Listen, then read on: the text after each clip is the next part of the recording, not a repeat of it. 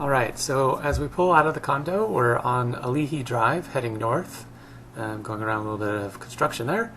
And so you can see there's a bike lane along the side of the road, which is nice, helps for just kind of getting around. There's quite a bit of foot traffic, other bicyclists, as well as cars on the road. So everybody does a pretty good job of sharing. The cars aren't really going too fast. This is about a 30-mile-an-hour road. People aren't really speeding through here. So there's no sidewalks, so as you bike along you just have to kind of share the shoulder here with the joggers and walkers and other people out on bikes. But it's a pretty heavily touristed area, so there's a lot of people moving around. The people who live here are pretty aware that people are sort of wandering around and don't really know where they're going, so this is a pretty patient street, I would say, and so it feels pretty easy to bike along, even though you're kind of swerving in and out quite a bit.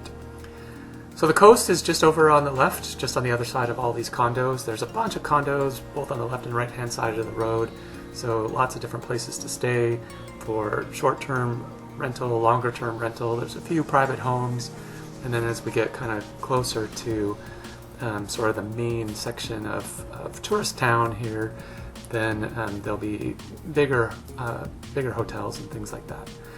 So the main highway is to the right up the hill, so there's a few streets that connect up to it, so we have a few all-way stops that we pass through. But again, traffic's not too heavy, so it's really not too heavy to get around through here. The road is actually a little bit more hilly than I thought it would be right along the coast, so here we're kind of going uphill, but it's not too steep, it's not too bad, and then we kind of start heading back down again. So at this point, we're kind of getting more into the town type area, and the speed limit on the road actually drops to about 15 miles an hour through here. So there's a lot more people out and about walking and shopping. There's all these little shops along the sides and restaurants and things like that. It's pretty still early in the morning, maybe 9 o'clock or so. So as the day wears on, there's going to be just a lot more people down here, a lot more congestion.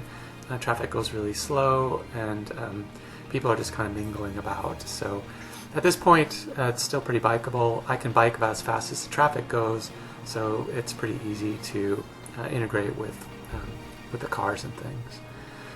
So at this point, I'm just going to take a little shortcut here to get away from the big hotels and kind of a little loop that goes down and around. Makes it a little harder. And this is kind of not the main highway, but a big main street. And I want to turn left, so it's just a little bit easier to come up this way, and then maybe we'll go straight through this intersection, which is pretty busy, rather than trying to turn left where there's no bike lane to do that. And here you can see the bike lane actually gets a little wider and splits, so you've got room for pedestrians on the inside, and then the bike lane here. So that's kind of nice. All along the left-hand side here now is a big park. This used to be the old airport, and that's been converted into a big park. It's got football fields, or soccer fields, I guess, tennis courts. There's access to the coast and different things like that, so it's a nice big park.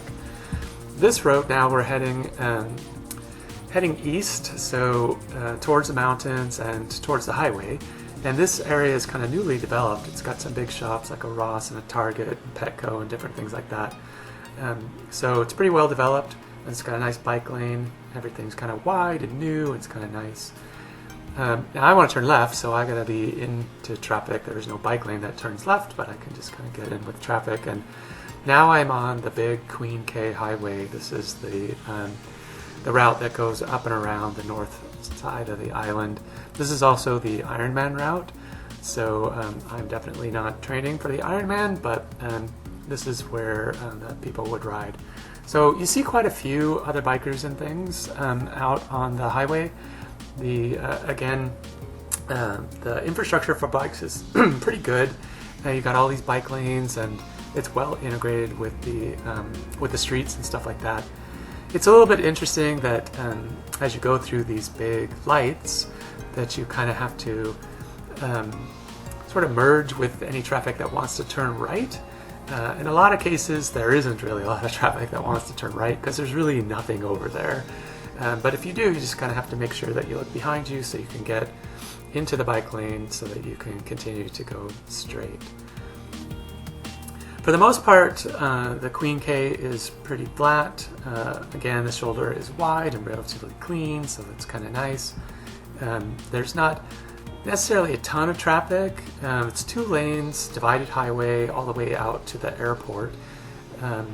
But people are whipping by you at about 60, 65 miles an hour, so you know, it's okay. It's not necessarily the greatest for riding, but it's certainly not the worst, and it's way better than it was in Hilo. Today it's kind of a mix of overcast and nice, so there's big heavy clouds coming up over the mountain to the east, but to the west it's still pretty clear. Right now the wind is behind me. When I rode the other day, the wind was coming out of the north, but right now it's coming out of the south, so nobody knows what the wind is doing. It does whatever it wants out here in the practically open ocean. But between kind of the constant gentle hills and the wind, it's a little bit, can be a little bit, you know, of a workout to do a ride. So I think we're just past Costco to the right, which is why there were so many people turning right. And now there's a lot less kind of out north on the highway here. Basically, the only thing really that's left is the airport. So now it's just kind of an open ride. And as you can see, it's not very developed out here. This is far more of a, I don't know, low moisture area. It's not maybe quite desert, but it's pretty close to being just kind of desert. So there's not a lot of trees or anything, just kind of scrub grass. And there's quite a bit of just rocky lava type plains that's just sort of right under the scrub grass that you can see.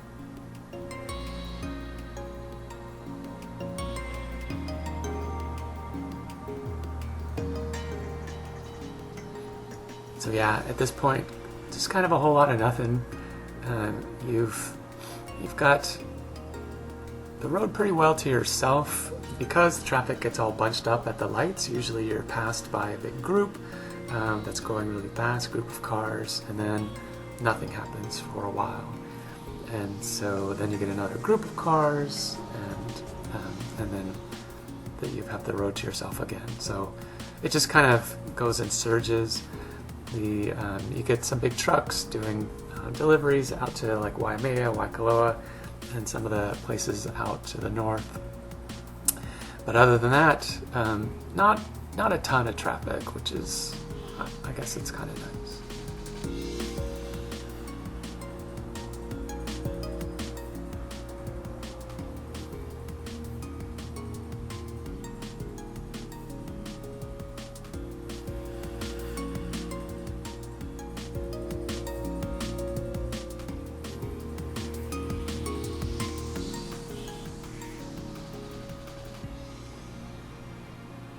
It seems like the picture's getting a little darker. The clouds kind of come and go over the sun, so you get a little bit of this spotted effect. But it's still quite warm. It's about 85 or so degrees. So that was the airport just to the left.